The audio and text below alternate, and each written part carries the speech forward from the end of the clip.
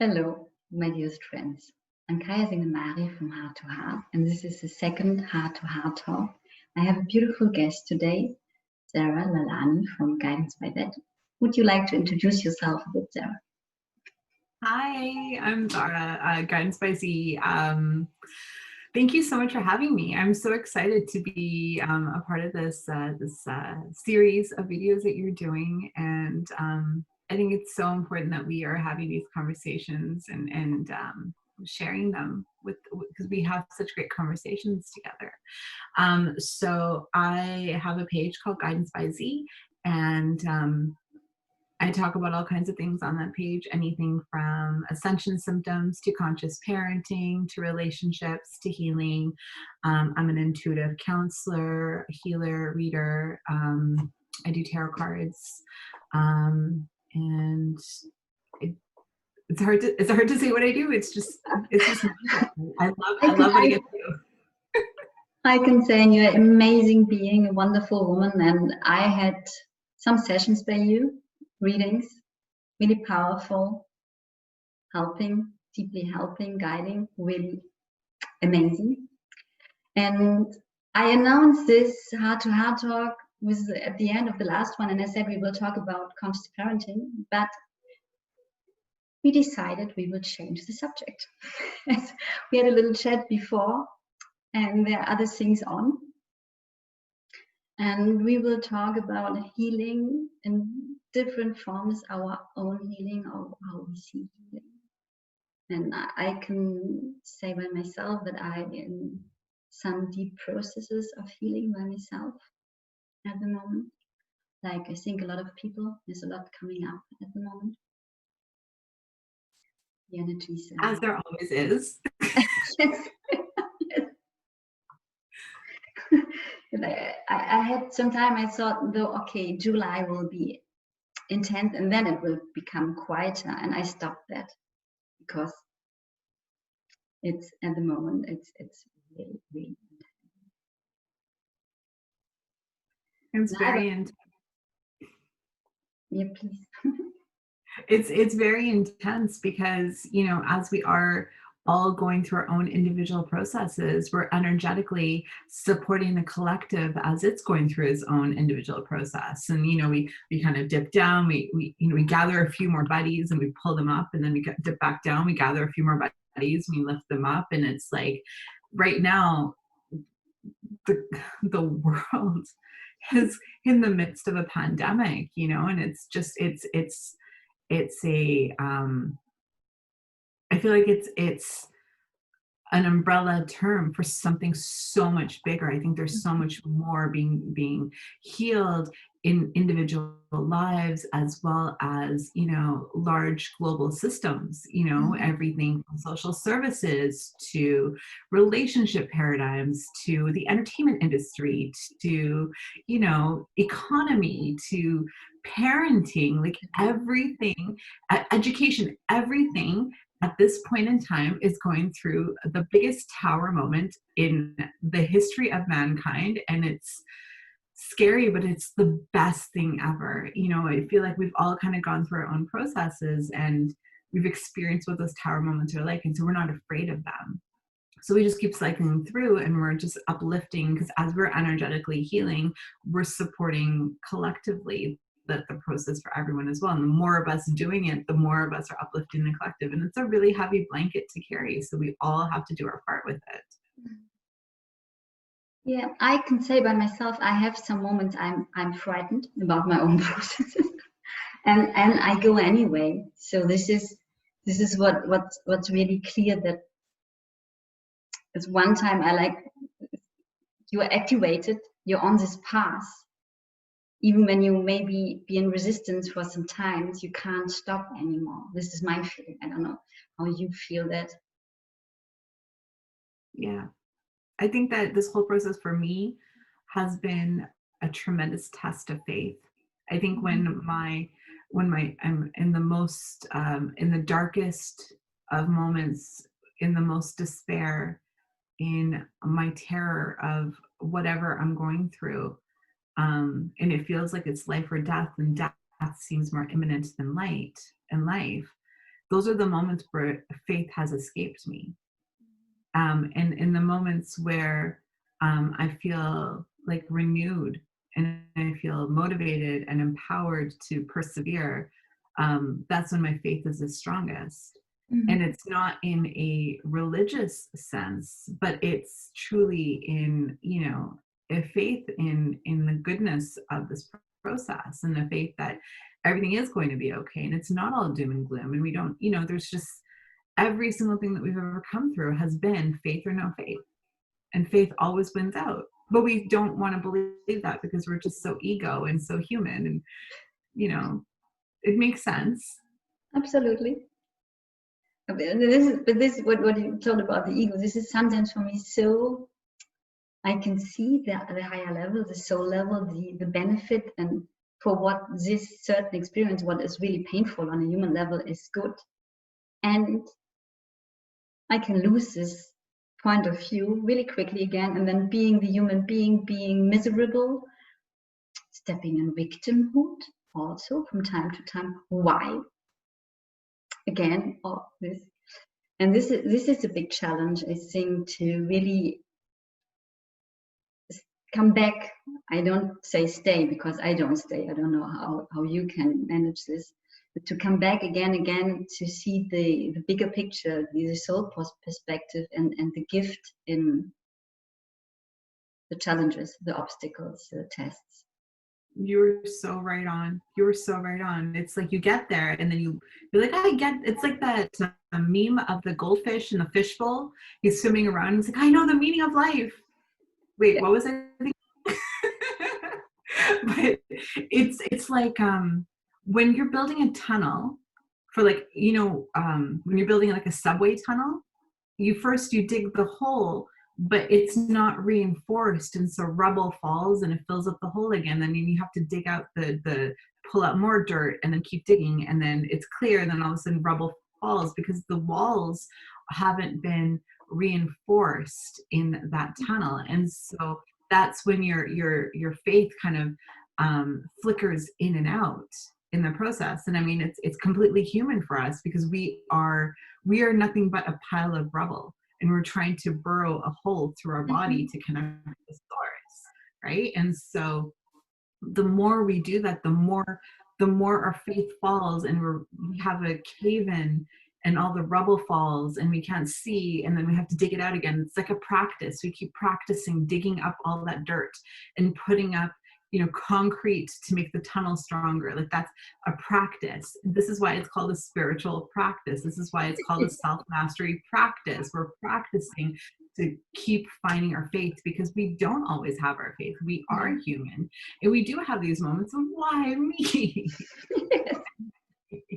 You know what I mean? We both have them together. Yes. I remember. Yeah, it's a beautiful image with a tunnel and building up the walls while you're digging. And in my experience, it's every time one layer deeper. It feels sometimes as if it's a turnaround and I'm again on this point.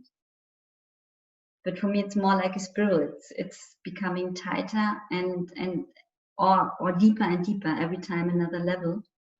Yeah, it's like an octave. Right? It's like you can have a C note in this octave, you can have a C note in this octave, and a C note in this octave. It's all a C, but it's on a different octave. You heal the same wound. You spiral. It's like the Fibonacci spiral. You spiral to the same wound over and over again, but you heal it from a different perspective. And when you recognize that, everything that happens in your life triggers you to experience some of those same wounds over and over again, to heal them from different perspectives.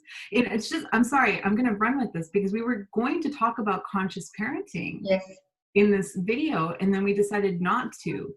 But I feel like we're going to weave this in, because, like I said, every single situation and person that comes into our life helps to trigger our healing, including and most especially our awakened children. So I'll segue this really quickly. So conscious parenting is a realm that I have started writing about and speaking about on my page, and it's because I have a son, and my son helped to awaken me. He was kind of the angel that came into my life.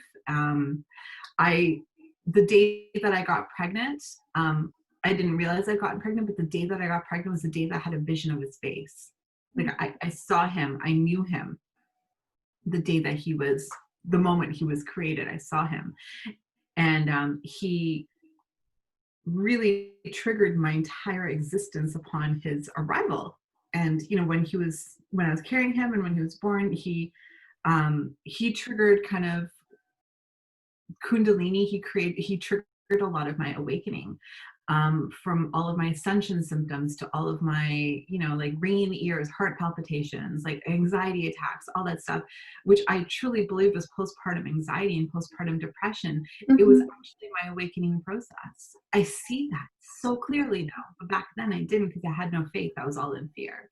And throughout my life since he's been born, he has been at the forefront of so much of my processes. And he's been, even though he's 5, he's a little kid, and he's still having that little kid experience. He's also a channel. Mm-hmm. He channels messages for me. He channels the people that I'm connected to.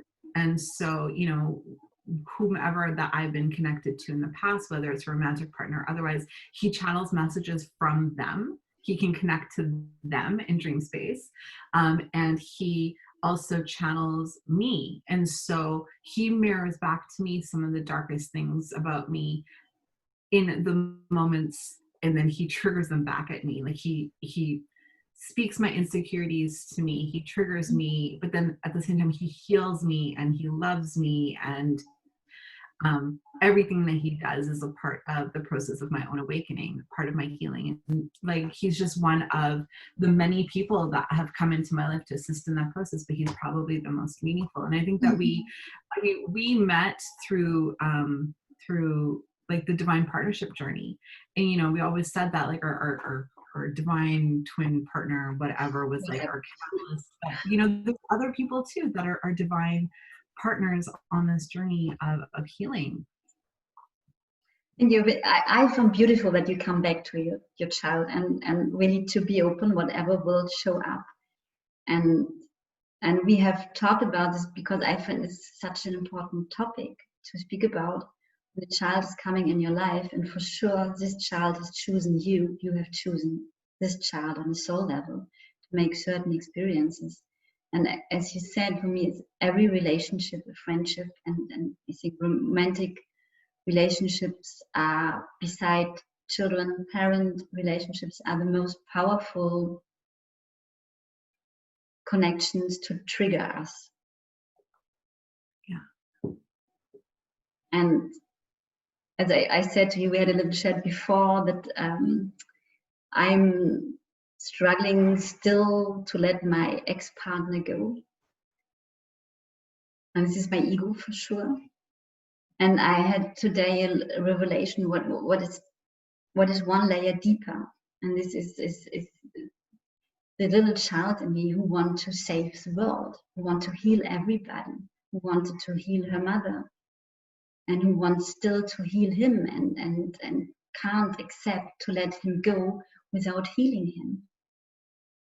And just for the first step to accept that this part in me is existing. It's not realistic, and it's not as I see as I see myself, my journey to help other people heal. It's so clear I can't heal another person. Nobody. I can't support another person on their healing journey. And there's still a part in me that wants to save the world. And this part, to let go of this part and the responsibility I carry there, it's not possible. This is to let go of this wound that it's not possible. And when I can let go of this wound, I can let go of him as well. But it's not really him. He's just the human symbol for my not letting go or can't or won't. Yeah. But there's a reason why we don't let go of that thing. And it's interesting that you're bringing this up right now, because we are in a period of Chiron retrograde. And Chiron is going retrograde, I believe, until December, I think. Chiron is the wounded healer, right? It's the martyr. It's, you know, Chiron is the centaur that had immortality. So if we're going to talk about, you know, mythology, Greek mythology, Chiron was a centaur, half man, half horse, who was immortal, and he could heal people. And he had been wounded somehow, and he had the choice of keeping his power to heal people, or give up his mortality. And give up his mortality, or be immortal and not heal people. And he made the choice of giving up his immortality and healing people. And isn't that not the empath's journey? Is that not our journey, right? We would rather sacrifice ourselves to heal those that we care about, because we feel like that's our purpose. And so, as you know, and I wrote this in a piece I just wrote about the Chiron retrograde transit. It's about recognizing that we are born with these gifts and this like intense desire to heal, and we don't recognize, we don't have a toolkit manual, we don't have a book that came with that toolbox of gifts. And so you have this desire, this calling to heal. You want to save the world, you want to heal the world, we all do, but we're doing it in a way of trying to heal our partners because we want to be able to save them, because we know we have the process, but we don't totally speak the language, so we don't totally get it. And so we've been wasting our energy and our healing juice, as my son would say, our love juice, on these Beautiful people. But the ultimate point of that gift that we were incarnated with is that we were also born into this life with a lot of wounds to heal.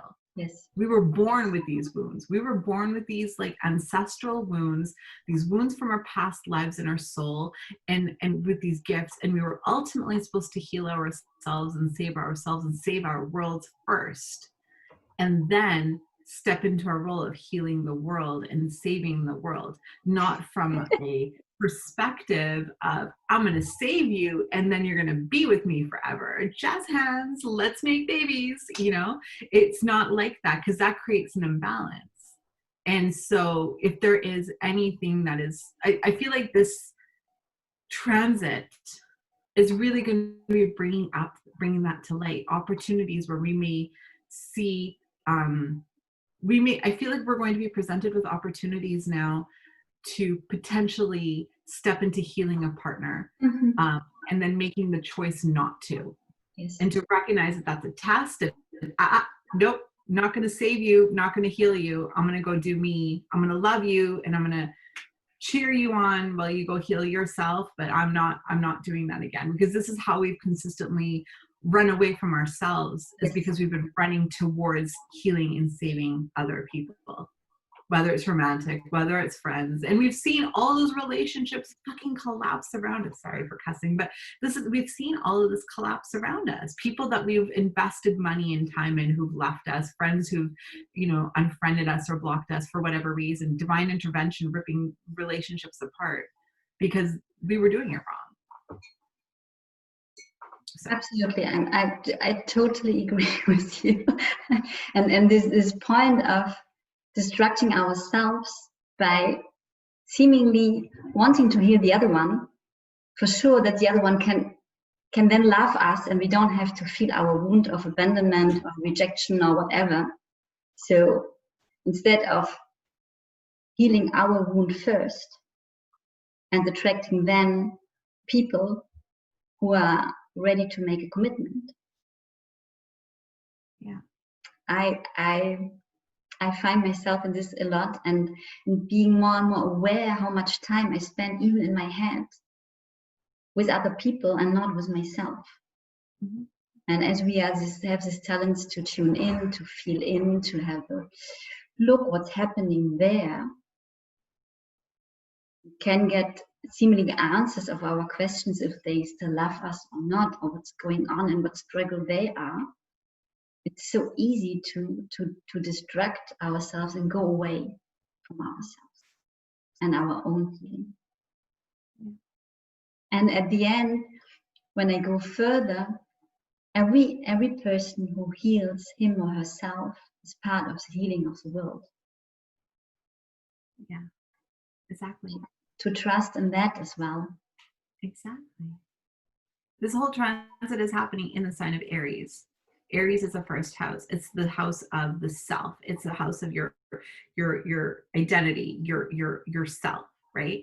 And we base our value in other people's life based on the intrinsic value that we bring to other people's lives. And so if I heal you, then I must be valuable to you. Therefore, you must choose me, because if I don't have a purpose in your life, why would you choose me? I am worthless. I am just a stone. Mm-hmm.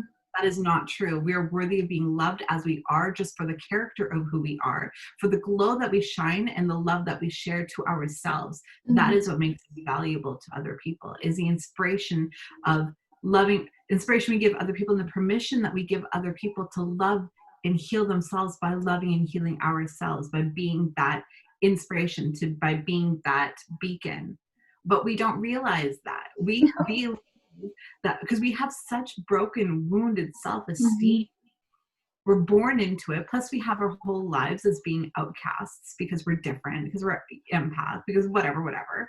We feel like, if I don't save you, if I don't loan you money, if I don't sleep with you, if I don't, solve your problems, if I'm not indispensable to you, then you're not going to be here. You're going to abandon me because I'm not good enough as I am. And that is this transit happening in Aries, is us recognizing our worthiness of love, of recognition, of receiving, of being completely worthy just by fucking breathing, without having to do anything for anybody else. You know what I mean? I know what you mean. It's perfect. Thank you. This is on the point. Because if a relationship is built on, if a relationship is built on what you're able to do for them, you're going to burn out. You're going to stop being able to do that for them, because you're probably going to end up like me and hit your head and be incapacitated for 8 months.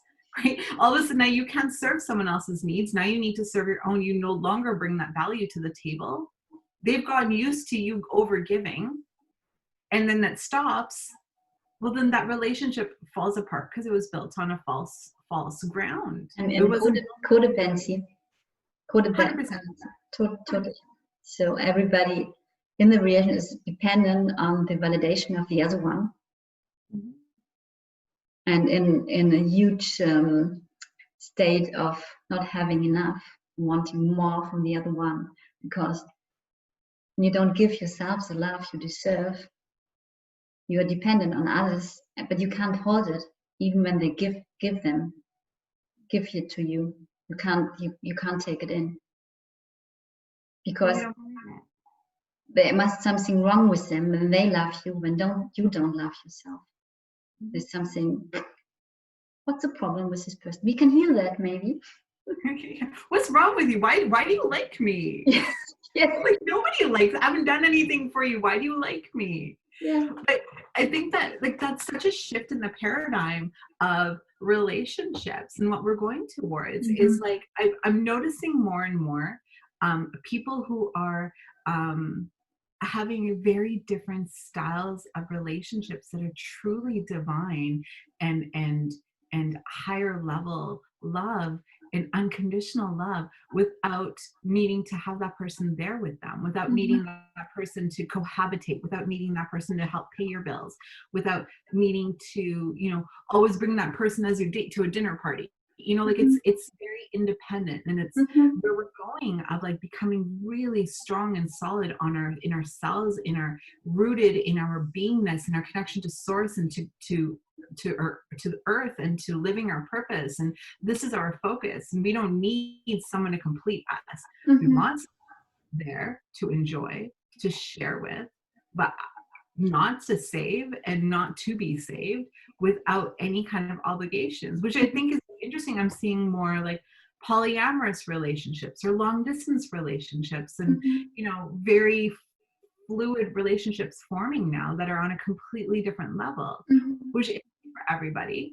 But I am seeing it more kind of through my clientele. And it's really cool to see, it's very different. It takes a very solid sense of self to be able to have that kind of a relationship with someone. And what's coming up for me, when you see it more and more, then you're more and more ready to live this by yourself. You invite it in your life. And even see also these relationships on the soul level that we need to make new experience and to heal our wounds in a way together. As for sure, the other one can't heal you, but to share what it's triggered, honestly. But from my perspective, and say, okay, this feels, I feel hurt, and I have to feel, I see what this is coming up, and I know this from other times. And the other one can just be there instead of saying, you hurted me. You were not good. There's a problem with you again. Yeah. Beautiful. There's so many people that we meet that we feel these like really intense soul deep bonds to, that bring up so much catalyzing and growth and triggers and marrying, and it's beautiful and it's painful, and I mean, whatever you want to label that, you can label it whatever you want to, but ultimately we feel that because we had that really deep bond with them, that's supposed to mean something, and now we need to set it in stone and put a ring on it and make it official. But it doesn't need to be that way. It is what it was, and it was what it was, and it is what it is. And it, maybe the process was to have that deep connection, to kind of capture and hold your attention long enough for you to learn the lessons that needed to be learned through that. And once those lessons are done, poof, that connection dissipates.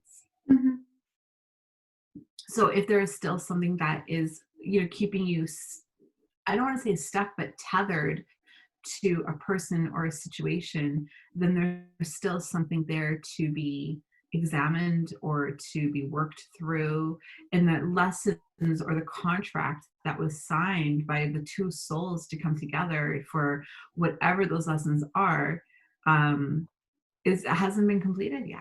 And that could be a romantic partner, that could be a friend, that could be a family member, that could be a child, right? We throw on all these obligations of, oh, that person is my blood relative, so I need to keep them in my life forever and respect them. But if they're harmful and toxic, then you don't have to, right? But it's the old paradigm that states that we need to be together forever. We're blood, we're family, we're married, we're whatever. But it's not about that, because those contracts that we create in the earthly realm aren't really true contracts. It's from a higher perspective, right? If the lesson is done, then the lesson is done. If the higher soul contract of whatever is done is done is done, and if it's not done, then it's not done, right? Absolutely. And as I said, I have the feeling my soul contract is done. And this wound is not healed, but this has nothing to do with him. I connected with him. This is what my ego is doing, but not really what it's this wound about. That has nothing to do with him. It's presenting through him.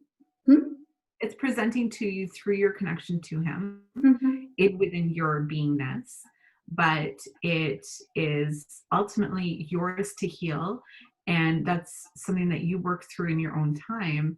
It doesn't necessarily need to be done on his end or with him. And that's the thing, a lot of people feel like, I need closure from that person. I need to have that one final conversation. No, you really don't. That whole process is inside of you. It's your ego that wants to have closure. It's your ego that wants to have a conversation. But if you're still wounded on the inside, then you sit with that and you process and you cycle those emotions and over until it's done, until you've beaten it like a dead horse, and then it's done. I think that's what so many people are still stuck holding on to something that ended so long ago, and then they still hold on to it for so long. It's because they're still thinking that they need to have that one final conversation. They need to have restitution for the wrongdoing that they endured or whatever, You can do all that, but you don't need the other person. This is for me the ego stepping in, saying I just can heal it when he or she is there, and I can express it towards this person instead of being with his wound with underneath that might be deep when this works so long and long and long and long. Absolutely. So for those of you that think that, you know, it's July 2020 and we're done,